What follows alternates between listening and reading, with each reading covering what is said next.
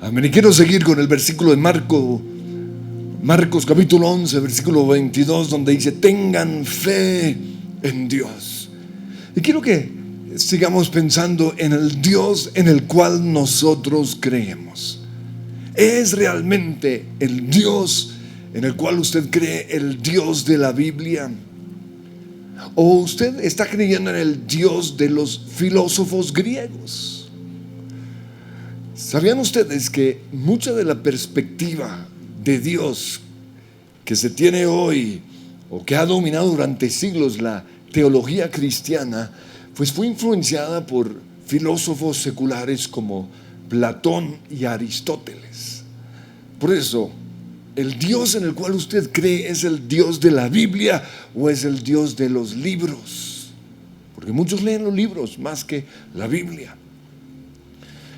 Para nosotros tener fe en Dios necesitamos una revelación de lo que Él, o de cómo Él es realmente. Y la perspectiva clásica que muchos tienen acerca de Dios es la que voy a compartir en unos minutos. Y lo que yo veo es que algunos, al leer la Biblia, tienen en su mente una idea preconcebida acerca de Dios, y por eso no leen la Biblia con una mente abierta, y por eso no conocen a Dios como Él es realmente. Por eso quiero sacar a la luz el punto de vista clásico acerca de Dios, lo que muchos creen y ni siquiera se han preguntado por qué.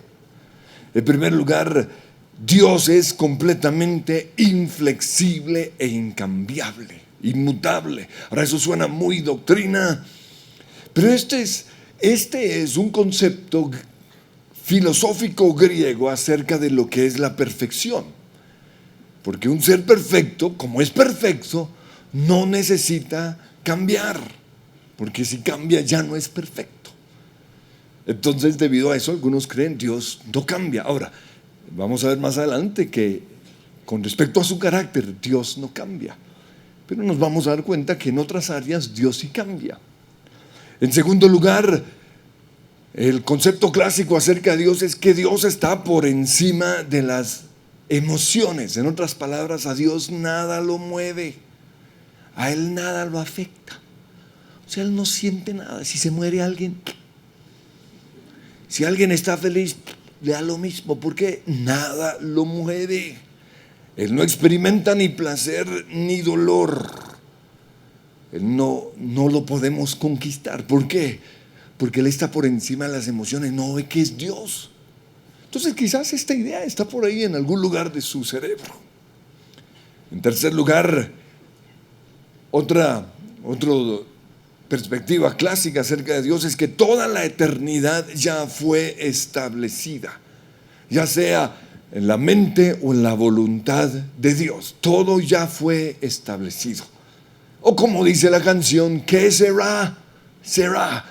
Y para los que no se saben la canción dice algo como lo siguiente: cuando fui niña le pregunté a mi mamá, ¿qué seré en el futuro? ¿Seré linda? ¿Seré rica? Y ella me respondió, ¿qué será? Será. Y luego lo traducen al inglés: el futuro no depende de nosotros. Pero eso es una mentira. Sin embargo, esto es lo que muchos han creído: ¿qué será? Será. O sea, la eternidad ya fue establecida. Otro concepto es que todo lo que sucede es parte de un plan. Entonces, todo fue planeado por Dios. Si nació un bebé enfermo, eso es parte del plan de Dios. O sea, no hay accidentes, sino que todo es parte de un plan de Dios. Dios está detrás de todo. Y esto se relaciona también con lo que hemos estado viendo últimamente, que Dios está en control de todo, porque es Dios. Aún al mismo diablo Él lo controla. Entonces, si es así, pues Dios es malo, porque Él controla al diablo que hace el mal. También otro concepto es que Dios está afuera del tiempo. Él es el eterno presente. Y este fue el concepto enseñado por San Agustín, pero que realmente lo tomó de filósofos griegos como Aristóteles, pero también es el concepto de muchos filósofos islámicos. Y lo que se cree es lo siguiente: que dentro de la eternidad de Dios, Él estableció el tiempo. y en el tiempo nos metió a nosotros. Pero Él no está sujeto al tiempo, porque Él es el eterno presente. Y según esto, Él ya vio el final de la película. O sea, Él está viendo una película que ya vio. Qué pereza, imagínense, Él comiendo palomitas. Ahorita Andrés va a decir esta estupidez, ahí está. Ay, qué jartera, qué bobada. O sea, porque Dios ya todo, o sea, ya Él todo lo vio. Y lo otro concepto clásico acerca de Dios es que es el siguiente: el primer motor no es movido por otro motor. Es un concepto de Tomás Aquino, que también lo adquirió de Aristóteles. Y pues lo que dice, y obvio, pues la primera rueda hace girar todas las otras ruedas, pero nada ni nadie mueve la primera rueda. ¿Muestra la grandeza de Dios? Pues claro, Él es la primera rueda que hace girar todas las otras. Pero también nos muestra un Dios que nada lo afecta. O sea, un Dios que nos soltó y no experimenta placer, no está viviendo con nosotros. Pero la pregunta es esta: ¿de qué lugar en la Biblia se sacan todas estas ideas? ¿Y son realmente bíblicas estas ideas? Ahora quiero leer una porción que puede comenzar a ayudarnos a cambiar algunas de estas ideas, y es 2 Reyes capítulo 20. Y dice aquí en versículo 1: por aquellos días Ezequías, el rey Ezequías, se enfermó gravemente y estuvo a punto de morir. Por eso Isaías fue a verlo y le dijo: así dice el Señor, pon tu casa en orden, porque vas a morir, no te recuperarás. O sea, si usted no sabe cómo darle malas noticias a una persona, dígale: te dedico 1 Reyes 21. Pon tu casa en orden, porque vas a morir. Pero el versículo 2 dice que Ezequiel, al oír eso, volvió el rostro hacia la pared y le rogó al Señor: recuerda, Señor, que me he conducido delante de ti con lealtad y con un corazón íntegro, y que he hecho lo que te agrada. Y Ezequías lloró amargamente. Luego dice: no había salido Isaías del patio central cuando le llegó palabra del Señor, y le dice: regresa y dile a Ezequías que así dice el Señor: he escuchado tu oración y he visto tus lágrimas. Voy a sanarte y en 3 días podrás subir al templo del Señor. Voy a darte 15 años más de vida. Pero entonces, ¿dónde está la idea de que todo ya fue establecido? Si Dios ya había dicho algo, ¿por qué cambió de parecer? O sea, ¿dónde está la inmutabilidad de Dios? Ahora, yo tenía el concepto clásico acerca de Dios, y debido a mis complejos y mis bobadas, yo creía que no tenía gran futuro. O sea, yo creía que no estaba incluido dentro de los planes de Dios, que yo no era uno de los favorecidos del Señor, no por mis complejos, por mis bobadas. Hasta que un día alguien me mostró que los planes que Dios tenía para mí y los planes que Dios tiene para todos son grandes, y que soy yo, o que somos nosotros los que elegimos. O sea, nosotros tenemos que elegir bien. Dios ha puesto delante de todos nosotros grandes planes, pero somos nosotros los que tenemos que elegir bien. Y esta persona me abrió los ojos hacia un mundo de posibilidades. O sea, no fuimos destinados al fracaso, a la enfermedad, a la pobreza, porque delante de cada uno de nosotros hay un mundo de posibilidades esperando que nosotros elijamos bien.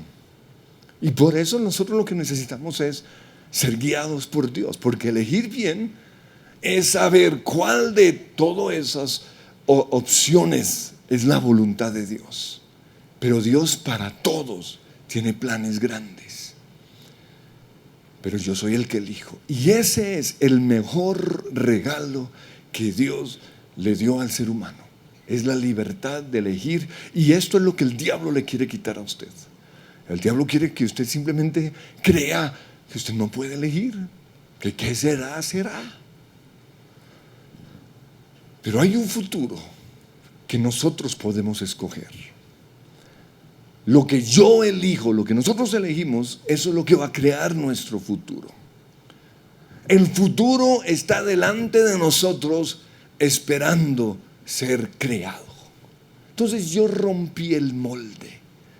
Yo me salí del pensamiento tradicional o del concepto clásico que todos tenían acerca de Dios. Yo no me dejé enfrascar en las creencias de muchos teólogos, que recuerden, la mayoría fueron influenciados por filosofías griegas, las filosofías de Platón y de Aristóteles. Yo no dejé que eso me influenciara. Yo busqué a Dios en el secreto y le pedí que Él me diera revelación. Y por eso, y hasta el día de hoy hago lo mismo. En lugar de leer libros que hablan acerca de Dios, yo fui al libro. Porque si yo leo libros que hablan acerca de Dios, voy a oír los conceptos de personas que ya fueron afectadas. Ahora, lo leo para consultar, pero no para que ellos crean mis creencias. Mis creencias solo son formadas por la Biblia. Entonces, por eso yo no fui influenciado por ninguna corriente teológica. Y como les dije antes, yo pude leer la Biblia con una mente abierta.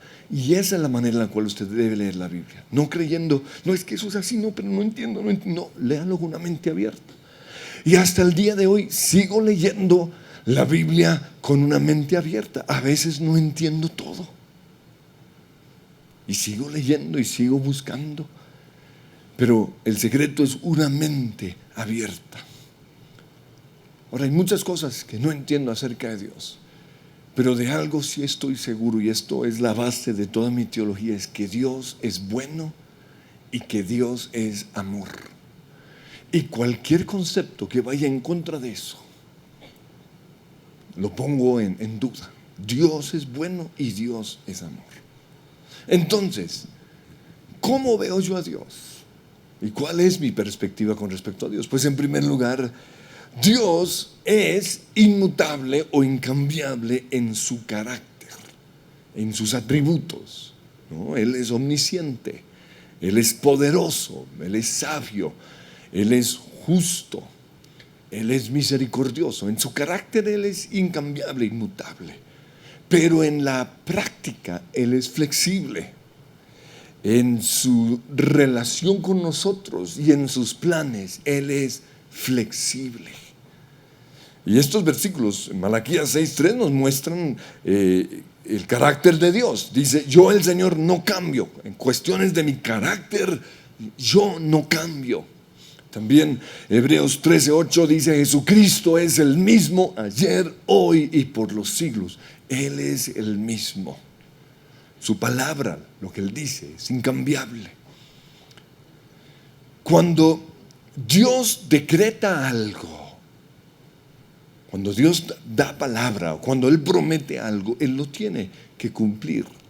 Y eso es lo que dice en Números 23:19, y lo leo en la Nueva Traducción Viviente. Dice, Dios no es hombre, por lo tanto no miente. Él no es humano, por lo tanto no cambia de parecer. ¿Acaso alguna vez habló sin actuar? ¿Y alguna vez prometió sin cumplir? Ahora, si usted no lee el contexto y luego lee los otros versículos que voy a compartir, usted se va a confundir, porque aquí dice, Dios no es hombre para que mienta, ni hijo de hombre para que se arrepienta o para que cambie de parecer. Pero en este contexto, Dios, o Balaam, más bien le está hablando al rey Balac y le está diciendo, hey, yo no puedo maldecir a Israel. ¿Por qué? Porque es el pueblo de Dios y es la nación bendecida por Dios, y Dios no va a cambiar lo que Él ya estableció para Israel. Ya eso ya fue decretado. Entonces, con respecto a eso, Dios no va a cambiar. Dios también sentencia que la consecuencia del pecado sea la muerte, y en eso Él no va a cambiar. O sea, eso venir y decir, no, es que el infierno no existe. No, Dios no va a cambiar, es una sentencia. Digo, si comen de ese árbol, morirán. El alma que pecare, morirá. La paga del pecado es muerte. Con respecto a eso, Dios no cambia. Pero, aquí está lo lindo, Él buscó un camino, una solución, para que nosotros no tengamos que pagar las consecuencias del pecado. Y por eso Romanos dice, la dádiva de Dios, la paga del pecado es muerte, más la dádiva de Dios es vida eterna. Entonces Dios busca un camino para liberarnos del infierno. Pero volviendo a mi punto, Dios es inmutable en su carácter, pero flexible en la práctica, flexible en sus planes y flexible en su interacción con nosotros. Y quiero mostrarlo. Génesis capítulo 6, versículos 6 al 7 dice que la maldad en la tierra era mucha y Dios se arrepintió de haber hecho al hombre. Ahora, ¿qué pasó con el otro versículo? Si ya que Dios no se arrepiente. Aquí lo que muestra es que Dios hizo al ser humano con una esperanza y no salió las cosas como Él quiso. Y por eso se arrepintió de haber hecho al hombre. En Éxodo 32:14 vemos que como resultado de la oración de Moisés, el Señor dice, cambió de parecer. Y leo en la traducción viviente, en cada traducción quizás ponen o se arrepintió o algo, pero cambió de parecer en cuanto al terrible desastre con que había amenazado destruir a su pueblo. Cambió de parecer. Entonces, ¿qué? Vemos un Dios flexible, ¿no? 1 Samuel 15:11 y 35 vemos que Dios se arrepintió de haber puesto a Saúl como rey de Israel. Ahora la pregunta es esta, ¿se equivocó Dios con Saúl? No. Entonces, ¿qué pasó? Que Saúl no salió como Dios esperaba. O más bien, fue Saúl el que, dentro de la cantidad de elecciones que él tenía, eligió mal. Entonces, al comienzo, Dios puso sus ojos en Saúl, dijo, ese es el hombre. Pero el hombre cometió errores. Y por eso Dios se arrepintió de haber hecho al hombre. Dios se arrepintió de haberlo elegido. En Jeremías 26:19 nos habla de cómo el rey Ezequías y el pueblo de Judá se arrepintieron de sus pecados y dice, y por eso el Señor cambió de parecer con respecto al mal que había hablado contra ellos. Porque el Señor dijo, voy a destruir a la nación de Israel. Pero eso llevó a la gente al arrepentimiento. ¿Y Dios qué hizo? Cambió de parecer. Entonces vemos a un Dios flexible. En Jonás capítulo 3, versículo 10, vemos lo mismo. Jonás fue y predicó el juicio que iba a venir sobre Nínive. Pero como resultado de esta predicación, y es lo que nosotros esperamos, resultado de nuestras predicaciones, la gente se arrepintió, volvieron a Dios. Y dice la Biblia que Dios se arrepintió del mal que había dicho que les iba a hacer. Ahora, ¿no dejó de ser Dios? Y Él sigue siendo un Dios inmutable en su carácter. Pero lo que pasa es que es flexible en su interacción con nosotros. Y eso es lo lindo de Dios. Vemos también en 1 Samuel 2:30 que las malas acciones de la familia de Elí, que eran los sacerdotes del tabernáculo, hicieron que Dios no cumpliera su promesa. Y lo voy a leer. Dice, por cuanto has hecho esto, dice Dios, de ninguna manera permitiré que tus parientes me sirvan, aun cuando yo había prometido que toda tu familia me servirían siempre. Ahora, ¿es un Dios mentiroso? No. Las promesas tienen condiciones. Sobre la persona o sobre la familia sobre la cual fue puesta una promesa, no cumplieron la condición. Por eso Dios dice, yo honro a los que me honran y humillo a los que me desprecian. Y en otro caso, Otro versículo en donde muestra que Dios es flexible es Jeremías 18 del 7 al 10. Dice Dios: en un momento puedo hablar de arrancar, derribar y destruir a una nación o a un reino, pero si la nación de la cual hablé se arrepiente de su maldad, también yo, dice Dios, me arrepentiré del castigo que había pensado infligirles. Y luego el versículo siguiente dice: en un momento puedo hablar de construir, plantar a una nación, a un reino, pero si esa nación hace lo malo ante mis ojos y no me obedece, me arrepentiré del bien que había pensado hacerles. Entonces Dios es incambiable en su carácter, pero flexible en la práctica, flexible en sus planes y flexible en su interacción con nosotros. En segundo lugar, yo creo que el futuro no está establecido, sino que está abierto a diferentes posibilidades. Y quiero que piensen en eso, porque lo más probable es que si ustedes han sido afectados por la teología clásica, usted cree: no, el futuro está establecido. Entonces, quiero mover su mente. Yo creo que el futuro no está establecido, sino que está abierto a diferentes posibilidades. Se vuelvo a repetirlo: yo no creo que Dios está viendo la misma película otra vez. No hay gente, yo supe de una persona que vio Spider-Man 10 veces. ¡Qué pereza! Y cada vez, ahorita hace esto y luego hace esto. Pero esa es la idea que algunos tienen, de que Dios está viendo lo que ya sucedió. Entonces, si Dios sabe desde el principio quiénes van a ir al infierno, o más bien, si Él predestinó desde el principio quiénes van a ir al infierno, y aún así los dejan hacer, ese Dios no es un Dios de amor. Porque eso es como darle veneno a un muchacho que tiene tendencias del suicidio. Mire, a ver cómo le va con eso. O sea, ese no es un Dios de amor. Si creemos que Dios ya vio lo que va a pasar en el futuro, entonces creemos que hay una sola posibilidad para cada persona. Y según esto, el futuro ya está programado. Si el futuro está programado, entonces el hombre no es libre y Dios es mentiroso. Porque ese cuento de que elige, puro cuento. Porque el futuro ya está programado. Entonces, si creemos eso, de que todo está, o que solo hay una posibilidad, entonces obviamente Dios es el culpable de las enfermedades.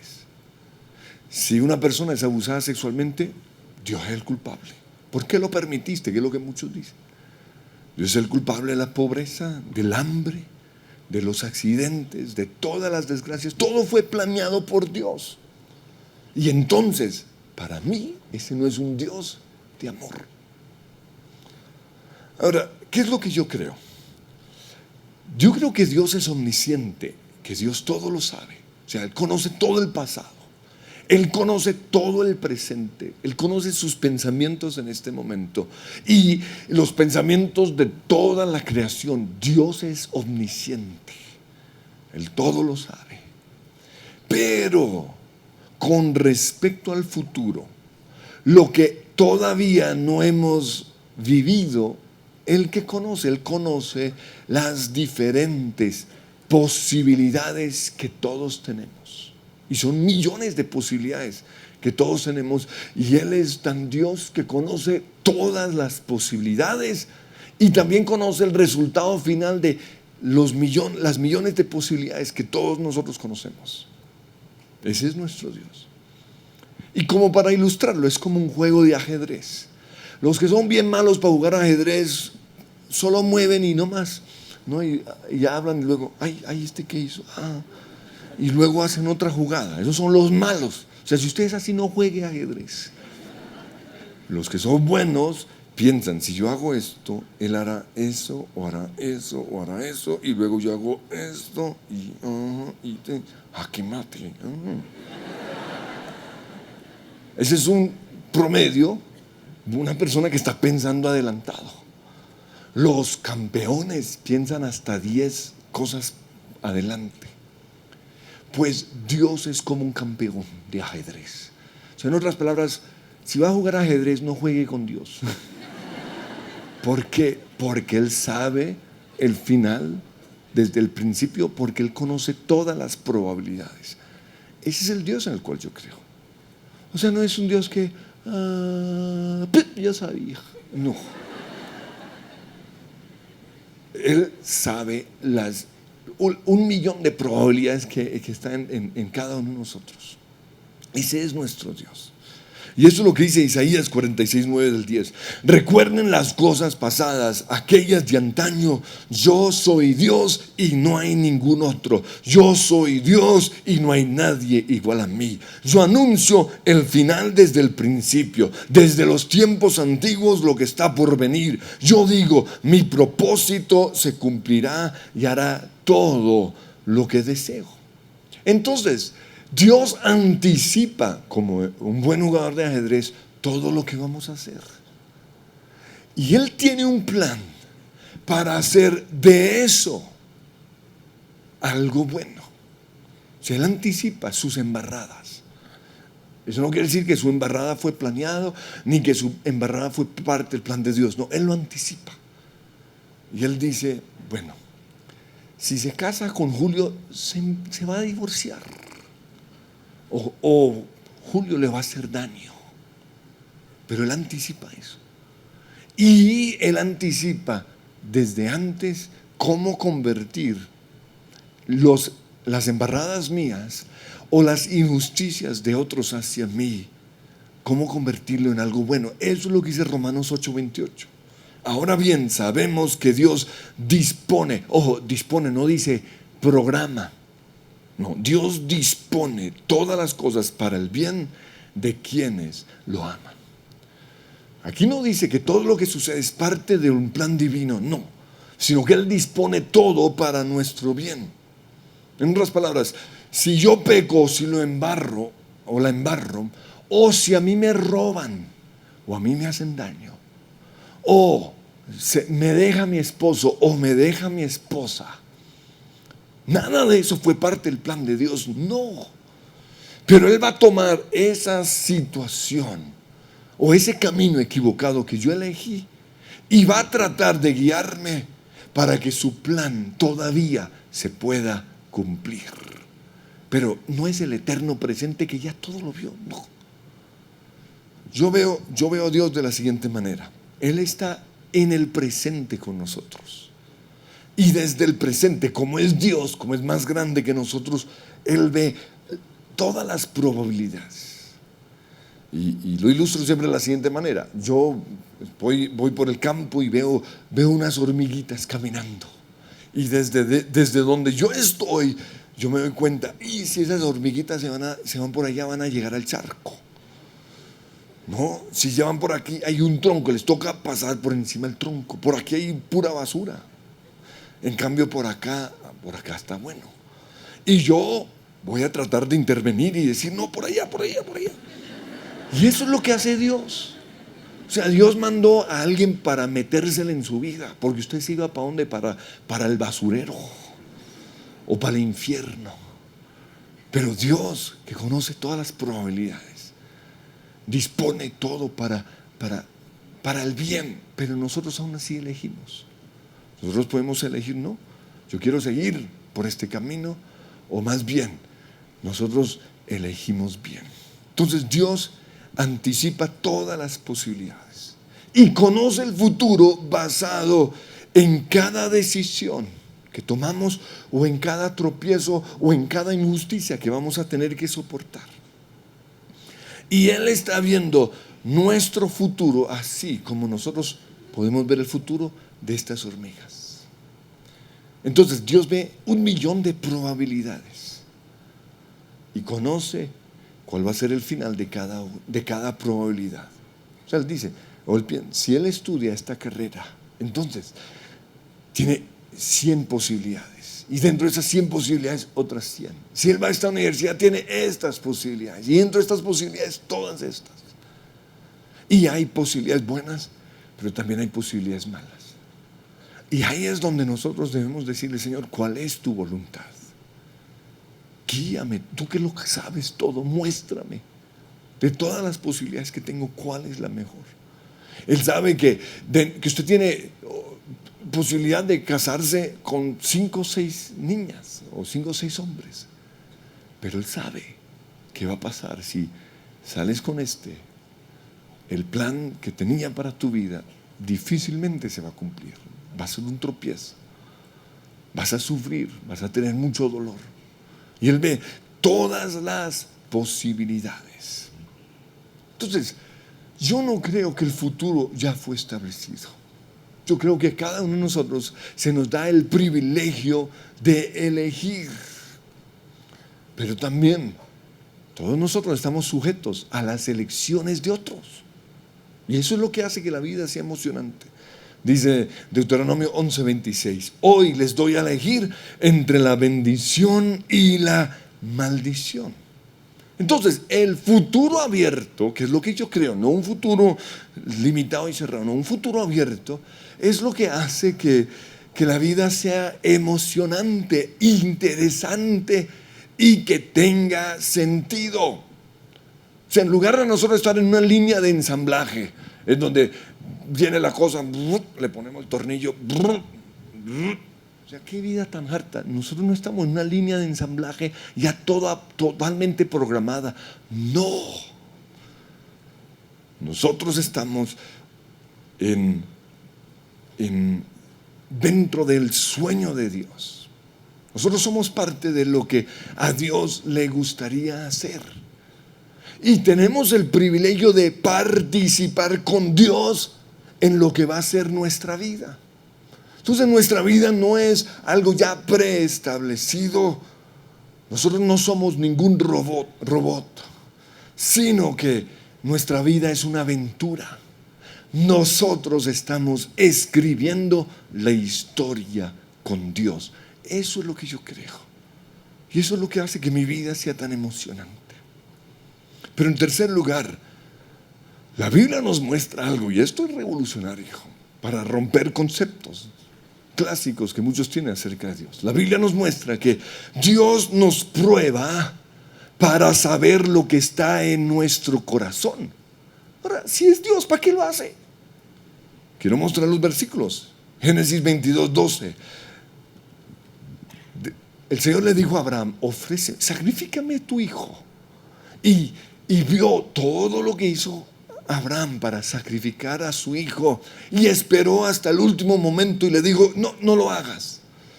Génesis 22:12 dice, ahora sé que temes a Dios, porque ni siquiera te has negado a darme a tu único hijo. Esperó hasta el final porque Dios quería saber lo que dice la Biblia. O le muestro otro versículo, Deuteronomio 8:2. Dice Dios, recuerda que durante 40 años, Moisés le dice a la nación de Israel, durante 40 años el Señor tu Dios te llevó por todo el camino del desierto y te humilló y te puso a prueba, dice, para conocer lo que había en tu corazón y ver. Él quería conocer y quería ver si cumplirías o no sus mandamientos.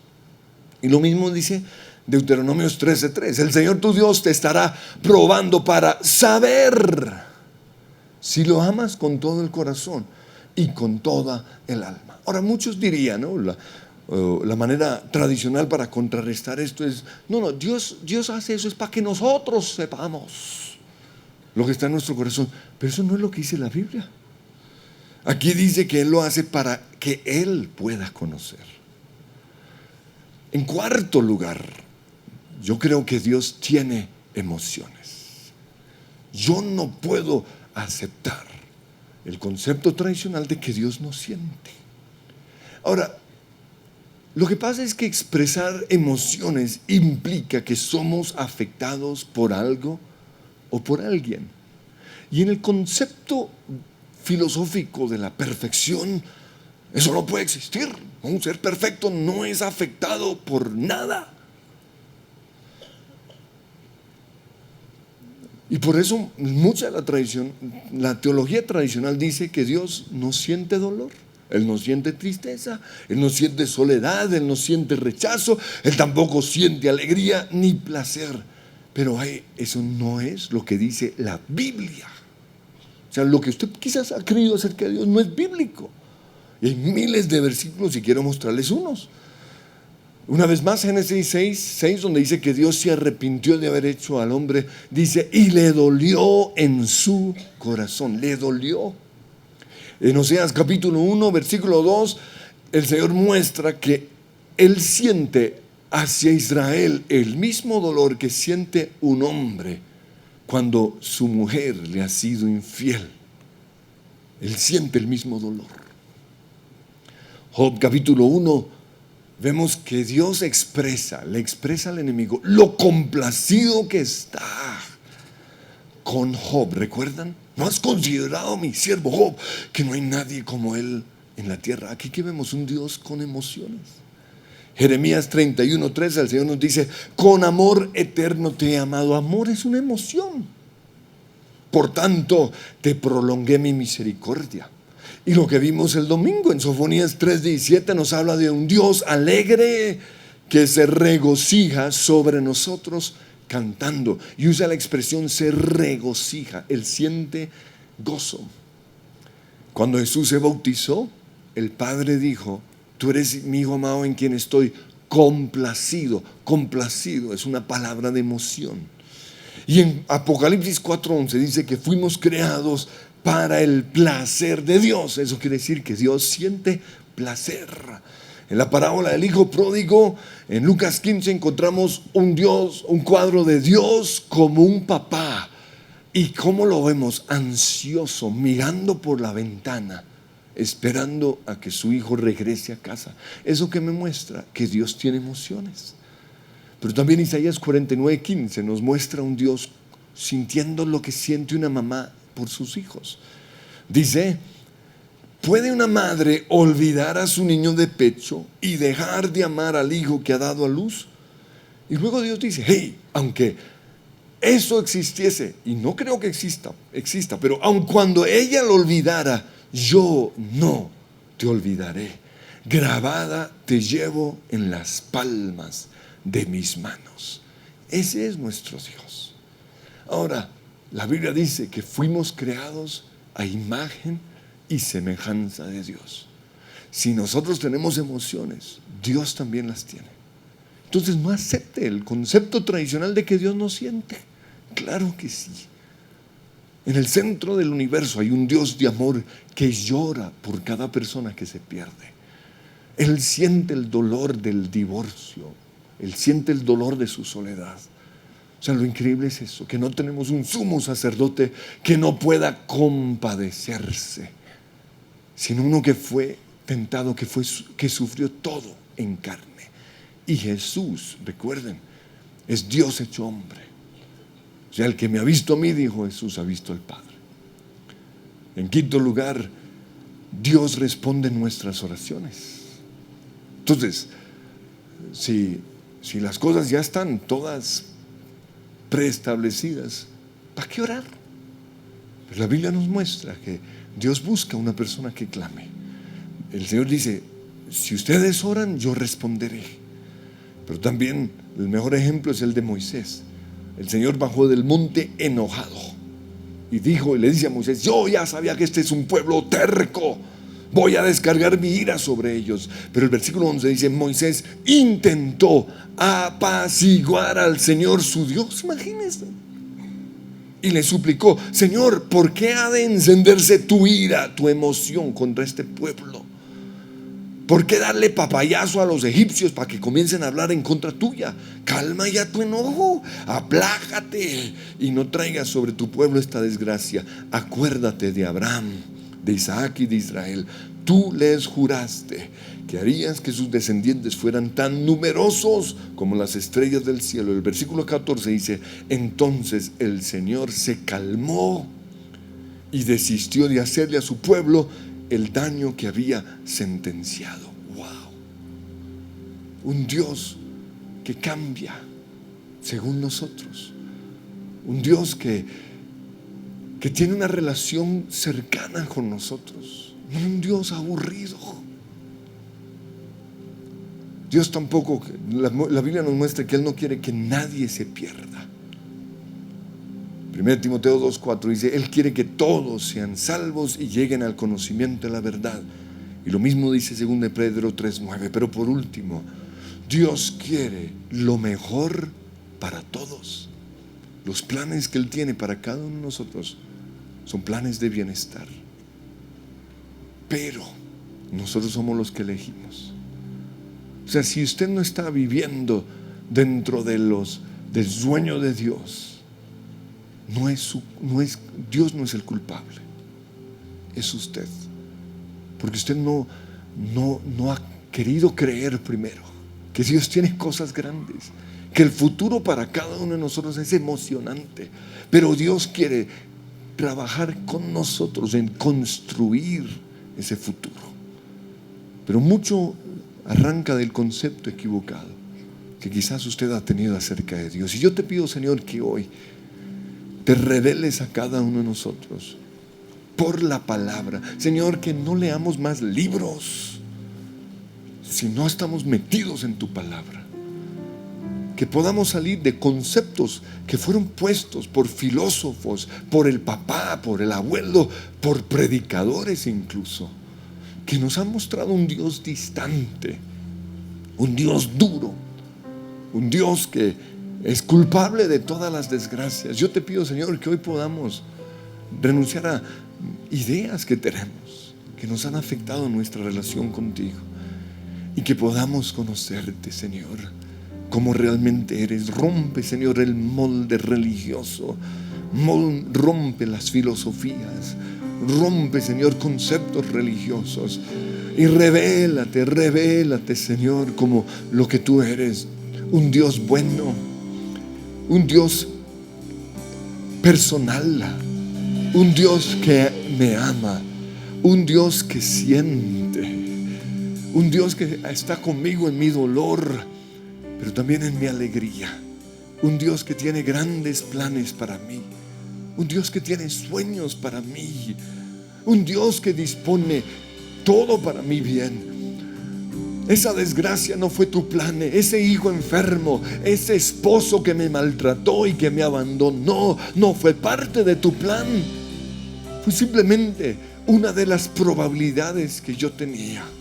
Pero ahí, en ese lugar de desgracia, de dolor, quizás tú puedes una vez más disponer todo para el bien, porque los sueños que Dios tiene para cada uno de nosotros son sueños de bienestar, de gozo, a fin de darnos una esperanza, a fin de darnos una razón para vivir, a fin de poner en nosotros una canción, porque Dios es bueno, porque Dios es fiel, porque Dios está conmigo.